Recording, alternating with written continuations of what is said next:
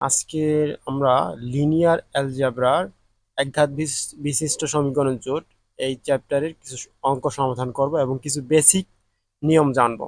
যে বেসিক নিয়মগুলো যদি না জানি আমরা এই অধ্যায়ের অনেক ম্যাথই সমাধান করতে পারবো না। যেমন দেখো, একটা উদাহরণ এখানে দিয়ে রাখছি আমরা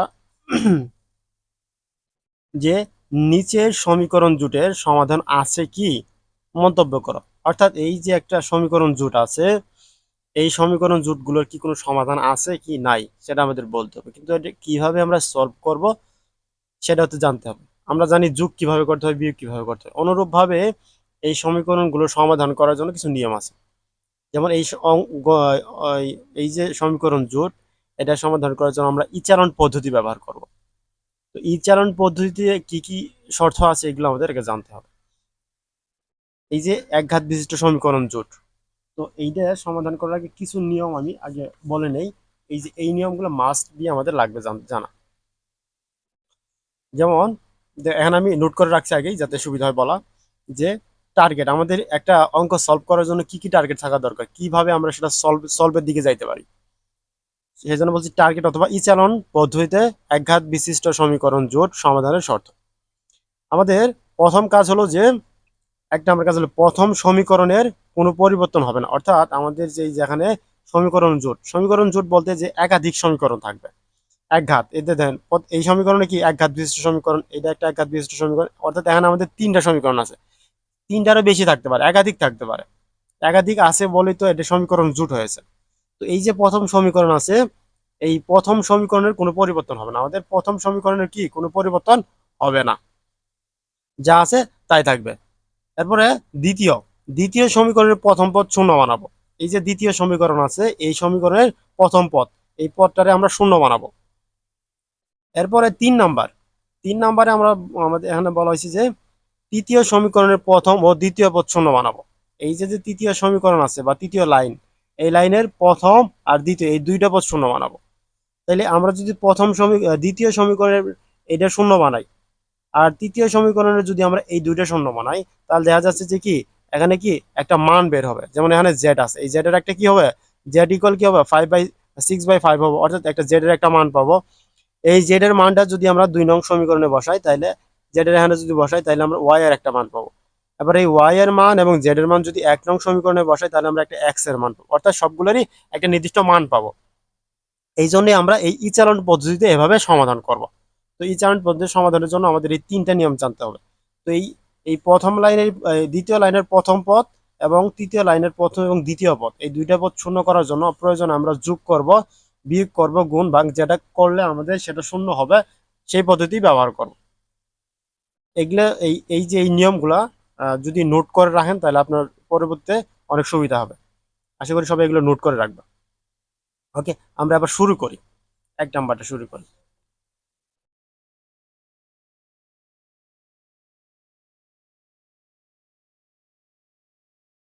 তো একটা মধ্যে আমাদের টার্গেট কি ছিল, যেখানে এই পদটারে শূন্য করব।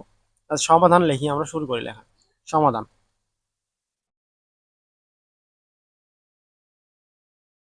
সমাধান আমাদের এখানে দেয়া ছিল কি, যা দেয়া ছিল এই সমীকরণ জোটটাকে প্রথম উঠায় নেই। সমীকরণ জোট ছিল আমাদের x plus y plus z equals to 5, right? এরপরে কি ছিল, 2x 2x plus y minus 2z equals to 7, তাই তো? এরপর আমাদের কি ছিল, 2x minus Y plus 5z equal 6, এটা আমাদের ছিল, এটা আমাদের দেয়াই ছিল। এবার এটাকে আমরা সমাধান করব। তো সমাধানের জন্য আমাদের টার্গেট কি, এই প্রথম লাইন কোনো পরিবর্তন হবে না, যা ছিল তাই রাখবো। তাহলে আমরা প্রথম লাইনে যা ছিল তাই রাখি, x plus y plus z equal 5। এবার এই দ্বিতীয় লাইনের কি করব, এইটারে আমরা শূন্য বানাবো, 2x এর শূন্য বানাবো। তো এই শূন্য বানানোর জন্য আমরা যে দ্বিতীয় একটা নতুন লাইন হবে অবশ্যই, এই লাইনের চেঞ্জ করলে পরে তাহলে L2 এটা আমরা প্রাইম দিব, দিয়ে এই L2, অর্থাৎ L মানে হচ্ছে লাইন, এই যে এটা প্রথম লাইন, এটা দ্বিতীয় লাইন, এটা তৃতীয় লাইন, আমরা হিসাব করে নিলাম। তাহলে L2 থেকে এই যে L2 2x থেকে যদি আমরা এই যে প্রথম লাইনে বিয়োগ করি, যে প্রথম লাইনে এর সাথে যদি আমরা 2 গুণ করে এর সাথে বিয়োগ করি দ্বিতীয় লাইনে, তাহলে তো আমাদের প্রথম লাইনে 0 হচ্ছে, তাই না? তাহলে আমরা 2L1 L1 এর সাথে 2 গুণ করব। আচ্ছা, যদি আমরা L1 এর সাথে 2 গুণ করি তাহলে আমাদের লাইনটা কেমন হয়? দেখো, এই L1 এর সাথে যদি 2 গুণ করি তাহলে কি হবে? 2x plus 2y plus 2z equal 10, তাই না? যদি 2 গুণ করি এই লাইনের সাথে, এই যে 2 গুণ করলাম। এবার আমরা কি করব, যে এই দ্বিতীয় লাইন থেকে প্রথম লাইন বিয়োগ করব। দ্বিতীয় লাইনে কি ছিল? এটা 2x, দেখো এই যে 2x ছিল না, এই 2x থেকে আমরা বিয়োগ করব কি প্রথম লাইনের এইটা, তাহলে মাইনাস 2x। তাহলে 2x থেকে 2x বিয়োগ করলে কি হয়? 0 হয়, অর্থাৎ আমাদের এই শর্ত এখানে 0 মিল করলাম। এরপর কি করব, যেহেতু সমীকরণের দ্বিতীয় লাইন আমাদের এভাবে বিয়োগ করে বের করতে হবে, তাহলে y, তারপরে আছে y মাইনাস এখানে কি আছে? 2y, তাহলে y থেকে 2y মাইনাস করলে আমাদের থাকে কি? মাইনাস y, সেটা আমরা এখানে লিখবো মাইনাস y। এরপর আছে আমাদের দ্বিতীয় লাইনে z, কি আছে? মাইনাস 2z, আর মাইনাস এখানে কি আছে?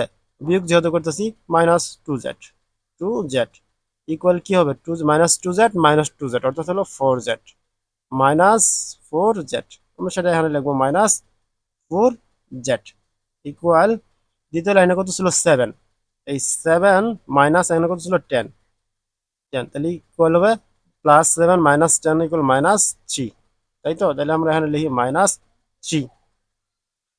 এরপর আমরা তৃতীয় লাইনে বিয়োগ করব, তৃতীয় লাইন, অর্থাৎ আমাদের তৃতীয় লাইনের টার্গেট কি? এখানে শূন্য বানানো, এখানে শূন্য বানানো, একটা দেখি কি হয়। এবার তৃতীয় নতুন একটা লাইন হবে L3 prime equal L3 minus, তাহলে আমরা যদি দ্বিতীয় লাইন মাইনাস করি তাহলে তো আমাদের এখানে 0 হয়ে যাইতেছে, তাই না? তাহলে L2, তো L3 তে কি ছিল? 2x, আর L2 তেও কি ছিল? 2x, তাহলে 2x মাইনাস 2x হলে কি হবে? এখানে 0 হয়ে গেল, তাই তো? এরপরে কি? y মাইনাস y, এই যে মাইনাস ওয়াই ছিল এটা, আর এটা বিয়োগ করতেছে আমরা দ্বিতীয় লাইন মাইনাস ওয়াই, এটা প্লাস ছিল, ওই মাইনাস করার কারণে কি হয়? মাইনাস হয়ে গেল। তাহলে মাইনাস ওয়াই আর মাইনাস ওয়াই কি হবে? মাইনাস 2y হয়ে গেল। এখন আমরা লিখবো কি? Minus 2y। এরপর কি আছে? 5z মাইনাস, এই দ্বিতীয় লাইনে কি ছিল? মাইনাস 2z, তাহলে এই মাইনাসে আর এই মাইনাস হয়ে গেল কি? প্লাস, প্লাস 2z ইকুয়াল তাহলে কি হবে? 7z। তাহলে আমরা এখানে কি লিখবো? প্লাস 7z ইকুয়াল তৃতীয় লাইনে কি আছে? 6, তাই তো? 6, এই 6 থেকে মাইনাস করবো কি? 7, 6 থেকে -7 গুলো রইবো আমাদের কি? -1। তাহলে আমরা এখানে কি লিখবো? -1। ওকে, এটা ইচালন একটা চিহ্ন দিয়ে রাখি, এটা এই চিহ্নটা বলা হয় ইচালন চিহ্ন। আমাদের টার্গেট ছিল কি? দ্বিতীয় লাইনের একটা 0 করা, তৃতীয় লাইনের প্রথম পদ এবং দ্বিতীয় পদ 0 করা। যেহেতু প্রথম পদ 0 হয়ে গেছে আমাদের, আর এইটার যদি আমরা 0 করি তাহলে আমাদের কি যে টার্গেট ছিল সেটা ফিল আপ এবং কি ম্যাথের একটা সমাধান আসবে। এবার আমরা পরবর্তী লাইনে যাব। পরবর্তী লাইনে দেখো, আগে যা ছিল তাই লিখি, x plus y plus z equal 5। তারপর 0, 0 এটা লেখার দরকার নাই, আর 0 যেহেতু আসলো আজ লেখছি যেহেতু থাক, 0 minus y minus 4z equal -3, 4z equal -3। এবার আমাদের টার্গেট হলো কি? এই লাইনে এটারে 0 করবো। তাহলে তৃতীয় লাইনে L3 একটা নতুন লাইন করতে হবে। L3 কে যদি আমরা 0 করতে চাই তাহলে কিভাবে 0 করা যায়? দেখো, এই যে L3 এর সাথে যদি এই যে L3 এর সাথে যদি L2 যেটা আছে এটারে যদি 2 দ্বারা গুণ করি, গুণ করে যদি এর সাথে তৃতীয় লাইনের সাথে যোগ করি তাহলে তো প্লাস মাইনাস, এর সাথে যদি আমরা 2 দ্বারা গুণ করি তাহলে কি হবে? দ্বিতীয় লাইনের সাথে 2 দ্বারা গুণ করলে তাহলে কি? -2y হবে, আর -8z ইকুয়াল -6 হবে, তাই তো? তাহলে আর যদি এটা যদি যোগ করি তাহলে প্লাস মাইনাস মাইনাস হবে, তাহলে যোগ করি প্লাস 2l2। দ্বিতীয় লাইনের সাথে আমরা কি করব? 2 দ্বারা গুণ করলাম, গুণ করে এই লাইনটা কনভার্ট হয়ে এই লাইন হইলো। এবার এর সাথে কি করব? এই লাইন থেকে বিয়োগ করব। তাহলে আমরা এখানে কি আছে? -2y আর দ্বিতীয়, এটা হলো তৃতীয় লাইনে -2, দ্বিতীয় লাইনে আছে -2y, কিন্তু আমরা এখানে কি যোগ করতেছি। তো দেখো যদি আমরা যোগ করি, যোগ করলে তো তাহলে এটা কি হবে, প্লাস মানে মাইনাস, তাহলে 4 হয়, তাহলে তাহলে এটা বিয়োগ করে দিই আমরা এখানে। যদি এখানে আমরা বিয়োগ করি এটা, তাহলে আমরা এটা বিয়োগ করবো, মাইনাস করি, তাহলে তাহলে এই মাইনাসে আর এই মাইনাসে হয়ে গেল প্লাস, +2y। তাহলে এই 2y এই 2y যদি কাটি তাহলে আমাদের 0 হয়। তাহলে আলটিমেটলি কি, এটা তো আগেই 0 হয়ে গেছিল, প্লাস মাইনাস যাই দেই, এখানে কি হলো, 0 হয়ে গেল। আর বাকি রইলো কি, +7y। দেখো, +7z, এখান থেকে বিয়োগ করবো কত, এটা হলো, এই ছিল এখানে -8, তাহলে প্লাস, এটা তো আমার বিয়োগ করার জন্য মাইনাস, আর এই মাইনাস মাইনাস +8z, 8z, তাহলে কইলো 7z, আর 8z হলো 15z, +15z। এই পাশে কি ছিল, -6, আর এখানে ছিল -1 আর -6, অর্থাৎ মাইনাসে আর মাইনাস হয়ে গেল +5, ইকুয়াল হবে 4, ইকুয়াল 4। তাই তো। এবার দেখো, এই যে আমাদের এই সমীকরণটা, এই সমীকরণটা কি, এই যে প্রথম পদ 0, এই পদ 0, এই পদ 0 হয়েছে। এখন জেড, এখন যদি জেড এর আমরা একটা মান চাই বের করে, তোমরা অবশ্যই পারো, জেড ইকুয়াল কি হবে, 4/15। তাহলে জেড এর একটা কি পাইলাম আমরা, একটা মান পাইলাম। তো এই জেড এর যে মান আছে, এই মান, এই যে জেড এর মান, এইটা যদি আমরা 2 নং সমীকরণে দেই, তাহলে ওয়াই এর একটা মান পাবো। এবং ওয়াই এর আর জেড এর মান যদি 1 নং সমীকরণে দেওয়া হয়, তাহলে কি পাবে, এক্স এর মান, অর্থাৎ এটা একটা সমাধান পাইলাম আমরা। তাহলে আমরা আবার লিখতে পারি যে কি, এই যে এই সমীকরণটা যে আছে, এই সমীকরণের একটা নির্দিষ্ট একটা কি সমাধান আছে। দেখো এখানে কি, জেড ইকুয়াল, এখানে জেড ইকুয়াল 4/15। সুতরাং সুতরাং প্রদত্ত সমীকরণের, প্রদত্ত, দেখা যায়, হ্যাঁ, প্রদত্ত সমীকরণ জোটের জোটের সমাধান, সমাধান আছে। আমাদের তোরা বলছিল কি, মন্তব্য করছে যে কি, এই প্রদত্ত সমীকরণ জোটে কি সমাধান আছে কি, মন্তব্য করে। তাহলে আমরা মন্তব্য করলাম কি, যে সমাধান আছে, কারণ আমরা সমাধান করে এটা পাইছি, এটা কি আছে, তাহলে সমাধান আছে। ঠিক আছে, এরপর আমরা আর অন্য একটি উদাহরণ দেখবো, তাহলে আমাদের বিষয়টা ক্লিয়ার হয়ে যাবে। আচ্ছা, আবার দেখো উদাহরণ 1, এটা হলো উদাহরণ 1, নিম্নের একঘাত বিশিষ্ট সমীকরণ জোটের সমাধান করো। অর্থাৎ এই যে একটা সমীকরণ জোট আছে আমাদের, এই সমীকরণ জোটের সমাধান নির্ণয় করতে বলছে। তো আমরা এর আগে দেখেছিলাম যে আমাদের টার্গেট কি, প্রথম যে লাইন আছে সেটা অপরিবর্তিত থাকবে, দ্বিতীয় লাইনের এই প্রথম পদ শূন্য করব, এবং তৃতীয় লাইনের প্রথম এবং দ্বিতীয়, কিন্তু এখানে পদই আছে দুইটা, তাহলে যদি আমরা দুইটাই শূন্য করি তাহলে তো আর অ্যান্সার পাবো না, তাহলে আমাদের টার্গেট থাকবে একটাকে শূন্য করে। কিন্তু যদি দুইটা শূন্য হয়ে যায় তাহলে তো আর করার কিছু নেই আমাদের। চলো আমরা সমাধান করি, তাই না। সমাধান,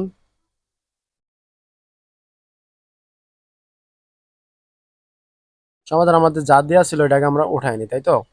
আমাদের দেওয়া ছিল x1 প্লাস 2x2 ইকুয়াল 1, এরপর আসছিল -x1 প্লাস x2 ইকুয়াল 0, এরপর ছিল আমাদের 2x1 প্লাস 4x2 ইকুয়াল 3, তাই তো। এখন এটা আমাদের দেয়া ছিল, আমাদের টার্গেট হলো প্রথমটা অপরিবর্তিত রাখবো, বাকিগুলোতে চেঞ্জ করব। আচ্ছা, দেখো আমরা প্রথম লাইন অপরিবর্তিত রাখি, x1 plus 2x2 equal to 1। এবার আমাদের কাজ কি, আমাদের টার্গেটই তো হলো যে এই লাইনে এটা 0 করব। তাহলে আমরা দ্বিতীয় যে লাইন, L2, এটা একটা নতুন একটা লাইন হবে, সেটা হচ্ছে কি L2, এই L2 এর সাথে যদি L1 মানে প্রথম লাইন যদি আমরা যোগ করি তাহলে তো এটা 0 হয়ে যাচ্ছে, তাই না, প্লাস L1। এই দেখো এদিকে রাফ করি আমরা, কিছু কি করবো, আমরা L2 এর সাথে L1 যোগ করবো, তাহলে L2 কি ছিল, মাইনাস x1, এর সাথে যোগ করবো কি L1, এই যে L1 এর x1, তাহলে এই যে L1, এই যে প্লাস -x1 প্লাস x1, তাহলে এটা গেলে তাহলে কি আমাদের 0 হইলো, এই দুটো কাটলে তাহলে আমাদের এখানে হলো 0। আর পরবর্তী পদ আছে কি x2, x2 এর সাথে যোগ হবে এই যে 2 প্লাস 2x2, তাহলে plus x2 plus 2x2 equal হবে কি 3x2, তাই তো? তাহলে আমাদের এখানে প্লাস 3x2 ইকুয়াল, আচ্ছা দ্বিতীয় লাইনে ছিল 0, 0 এর সাথে যদি আমরা 1 যোগ করি তাহলে কি হবে 1ই হবে, তাহলে ইকুয়াল 1। এরপর তৃতীয় লাইনে একই কাজ করবো, এইটারে আমরা 0 বানানোর চেষ্টা করব, তাহলে L3 ইকুয়াল হবে L3 যদি আমরা প্রথম যে লাইন আছে এই লাইনের সাথে যদি 2 গুণ করি তাহলে কি হবে, পুরো লাইন যদি 2 গুণ করি তাহলে কি হয়, যদি 2 গুণে তাহলে 2x1 প্লাস 2 আর 2 গুণ করলে হবে 4x2 ইকুয়াল 2 আর 1 গুণ করলে হবে 2, এই লাইন এরকম হয়। এবার তো এই লাইন এই 2x, এই 2x1 থেকে 2x1 বাদ দিলে তো আমাদের 0 হবে, তাহলে আমরা কি করব -2l1, এক নং লাইনের সাথে 2 নং কি করলাম 2 গুণ করলাম, 2 গুণ করার পর এই লাইন পেলাম। এবার বিয়োগ করো, এই কি ছিল এটা 2x1, দেখো 2x1 এখান থেকে মাইনাস হবে কি এইটা, এই যে নতুন যে লাইন পাইলাম আমরা 2x1, এটা কাটা যাবে তাহলে হবে 0, অর্থাৎ আমাদের এখানে আসলো 0। এরপর আমরা কি করব, দেখো এরপর আমরা এই যে এখানে কি ছিল 4 ছিল, 4 ছিল না, তাহলে আমাদের এই লাইনে 4x2 মাইনাস এল 12l1, এই দ্বিতীয় নতুন যে লাইন পাচ্ছি সেটা কি প্লাস 4x2 আসছে, মাইনাস প্লাস ছিল যেহেতু মাইনাস তাহলে মাইনাস হয়ে গেল -4x2, তাহলে প্লাস 4x2 আর -4x2 যদি আমরা কাটি তাহলে 0, অর্থাৎ এখানেও আমাদের 0 চলে আসলো। এরপর সংখ্যা কি ছিল 3 আর এখানে ছিল 2, তাহলে আমরা 3 মাইনাস 2 যদি করি তাহলে আমাদের থাকে অবশিষ্ট 1, তো এখানে রইল কি 1। আমরা চাইছিলাম একটা শূন্য করে, কিন্তু আমরা এই যে একটা শূন্য করতে গিয়ে দুইটা শূন্য হয়ে গেছে, তাতে আমাদের কোনো অসুবিধা নেই, যেহেতু শূন্য হয়েছে তাহলে আমরা এখানে কি দেখো এই 0 আর এই 0, 0 আর 0 যোগ করলে অর্থাৎ 0, 0 ইকুয়াল 1, এটা কি কখনো সম্ভব 0 ইকুয়াল 1 হওয়া সম্ভব না। তার মানে এই যে এই মানটা যে আছে এখানে আমরা কি বলতে পারি, এখানে দেখা যায়, হ্যাঁ অবশ্যই এখানে এখানে 0 ইকুয়াল 1, এটা কি সত্য নয়, সত্য নয়, তাহলে আমরা বলতে পারি সুতরাং সুতরাং প্রদত্ত প্রদত্ত সমীকরণ সমীকরণ জোটের জোটের কোনো সমাধান নেই, সমাধান নেই, তাই তো? কারণ কেমনে সমাধান হবে, এই 0 তুমি কিভাবে, 0 হলে তো এর কোনো মানই পাইলে না। এর আগে আমরা যে উদাহরণ করছিলাম সেখানে কি একটা মান পাইছিলাম সেটার উপর আরেকটাতে বসাইছি, এভাবে সবগুলোর মান বের করা সম্ভব হয়েছে, যেহেতু এটা সম্ভব হয় না তাহলে আমরা বুঝলাম যে দুইটা উদাহরণ করলাম, এর আগে পেজে একটা করলাম এখন একটা, এই দুইটা উদাহরণ থেকে আমরা মোটামুটি কিছুটা বুঝতে পারছি। এর পরবর্তীতে লেকচারে আমরা সঙ্গত অসঙ্গত, তারপর সমমাত্রিক অসমমাত্রিক এই বেসিক বিষয়গুলো ক্লিয়ার করব, তারপর এবং বোর্ডের যে সমাধানগুলো কোশ্চেনগুলো আছে সেগুলো কিছু সমাধান করার চেষ্টা করব। আচ্ছা এই পর্যন্তই, আল্লাহ হাফেজ।